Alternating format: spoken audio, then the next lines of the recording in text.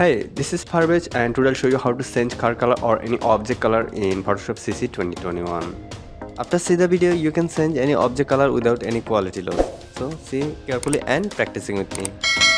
If you are new in my channel, please do subscribe and press the bell icon below for new notification.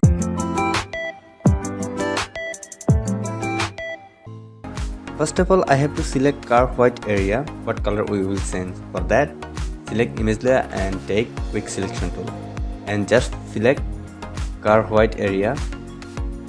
Okay. After select car white area, then make copy selected area by pressing Ctrl and Command J. Then select the duplicate layer and go to select, then go to load selection and with default setting press OK. Then go to color picker and choose a color like this. Press OK and take brush tool. Just move on the brush on selected area and do colorize what color you like.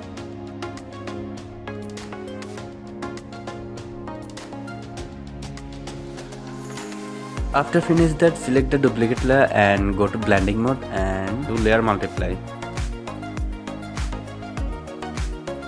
Perfectly done. See, it's look cool. In this way, you can change any object color without any quality loss in Photoshop CC 2021. I hope you enjoyed the video.